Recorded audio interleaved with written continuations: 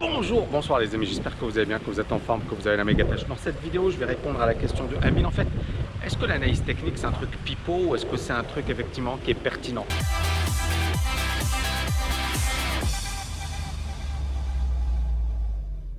Bon, moi vous connaissez mon point de vue. L'analyse technique, ça repose beaucoup sur la psychologie, sur la répétition, sur les comportements humains. Et pour moi, effectivement, les fondements scientifiques de l'analyse technique, c'est la finance comportementale, c'est la théorie des conventions. C'est-à-dire que dans les mouvements finalement boursiers, il y a de la psychologie. Et ceux qui comprennent bien la psychologie peuvent tirer leur épingle du jeu. Et il y a justement cette intervention de Amine qui est super pertinente, qui dit voilà, Tammy, j'ai eu la chance de faire des stages dans des grandes banques d'investissement américaines. J'ai remarqué que dans les départements vente et trading, ils utilisent jusqu'à présent l'analyse technique. Pourtant, on voit des gestionnaires de fonds cracher sur l'analyse technique dans les interviews. Je trouve ça pas très réglo, car ces mêmes personnes utilisent les indicateurs et l'analyse technique. J'aimerais aussi indiquer que le trading algorithmique, c'est pas quelque chose de magique, c'est basé essentiellement sur les prix et les volumes. L'avantage de la machine, c'est qu'elle peut backtester 100 années d'historique et vous indiquer si une configuration gagnante est en cours de reproduction. Ok, c'est super intéressant ce que vient de dire Amine. Donc il a fait, je suppose qu'il a fait une grande école d'ingénieur, il a fait des stages dans des grosses banques américaines et en fait il a remarqué l'hypocrisie. Et moi, ça c'est quelque chose que j'ai déjà développé même dans mon bouquin à l'art du trading. C'est-à-dire qu'en fait vous avez beaucoup de gestionnaires de portefeuille. Moi j'ai travaillé dans des grands cabinets d'analyse technique. Donc j'ai conseillé des gros gestionnaires de portefeuille et les gars on les voyait sur BFM, ils disaient non mais moi je fais que de l'analyse fondamentale, je fais pas d'analyse technique. Et en backstage, dans la vraie vie, les gars ils utilisaient tous de l'analyse technique et on voyait bien une grosse hypocrisie. Mais pourquoi une hypocrisie? Parce qu'en fait, ils ne voulaient pas passer pour des rigolos ou ils voulaient juste expliquer que les gars c'était des génies, etc.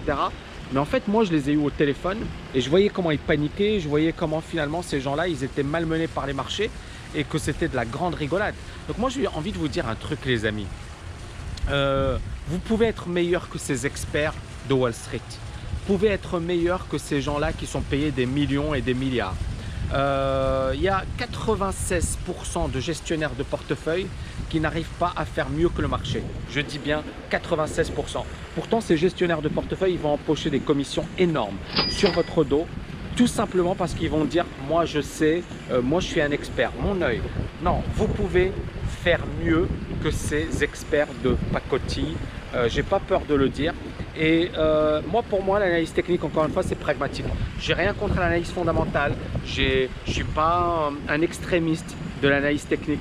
Mais pour avoir quand même roulé ma bosse, pour avoir quand même pas mal d'années d'expérience, je sais que beaucoup de gestionnaires de portefeuille se plantent, mais comme pas possible. Beaucoup d'analystes financiers se plantent comme pas possible. Beaucoup d'analystes techniques se plantent comme pas possible. Et qu'en fait, le meilleur gourou, c'est vous. C'est-à-dire qu'en fait, il faut à un certain moment faire le nécessaire, se former, maîtriser ces dimensions et recourir à des experts ou à des analystes pour prendre vos décisions, c'est la pire des choses à faire. Je prends l'exemple d'un de mes étudiants, David. Durant ce week-end, on a fait un week-end TKL Destination Succès qui était tout simplement énorme. C'était énorme. On a eu 2 journées de malades. Donc David, il me dit voilà, moi Tammy, j'ai fait confiance à des traders et ils m'ont fait perdre 80 000 euros. Et on a eu également des mails de personnes qui m'ont dit voilà Tammy, moi j'ai perdu 300 000 euros. Donc en fait, ne faites pas confiance à ces gens-là. Investissez en vous basant sur vos propres connaissances. C'est un peu moi ma philosophie, c'est-à-dire démocratiser la liberté financière.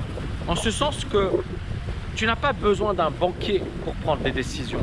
Tu n'as pas besoin d'un expert financier pour prendre des décisions. Et en fait, dans ma formation, c'est hyper costaud, c'est-à-dire c'est scientifique, il y a des travaux de recherche, il y a de l'histoire, il y a tout ce qu'il faut pour devenir véritablement un expert. Il y a un de mes étudiants qui m'a dit Tammy, en suivant ta formation TKL Bourse, j'ai l'impression d'être un expert financier et d'en savoir bien mieux que les banquiers. Et c'était ça mon ambition, c'était véritablement démocratiser. Ça veut dire que permettre à une personne, même si elle n'a aucune compétence en finance, de devenir experte dans le domaine de la finance. C'était ça mon ambition. Et pas que dans la finance, bien évidemment, l'immobilier, le business, le mindset millionnaire, la réussite personnelle et véritablement vous apporter les outils pour cartonner.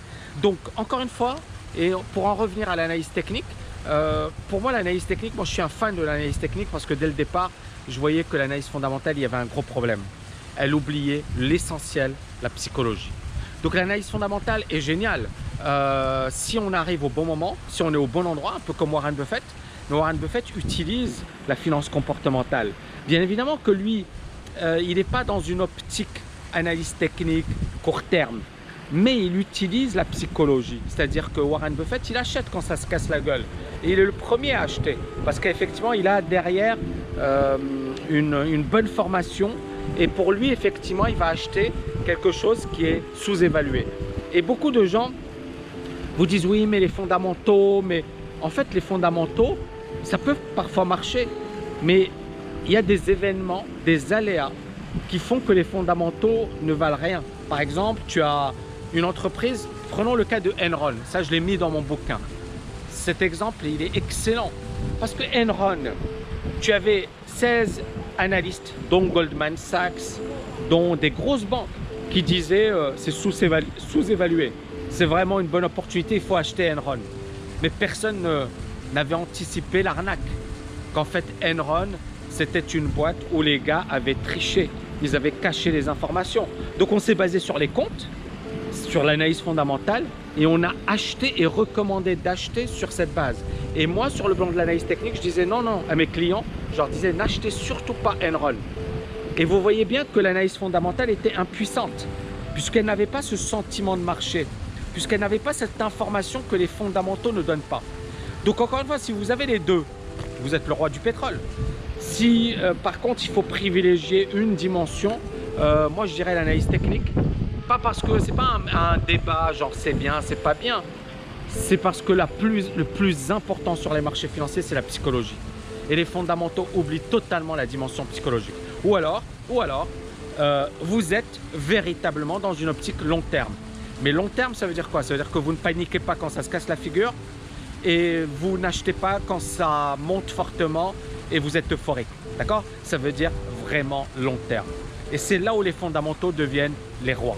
D'accord? Si par exemple on se base sur les historiques, etc., vous tenez vos positions et vous basez bien évidemment sur des choses solides, ouais, là ça peut valoir le coup.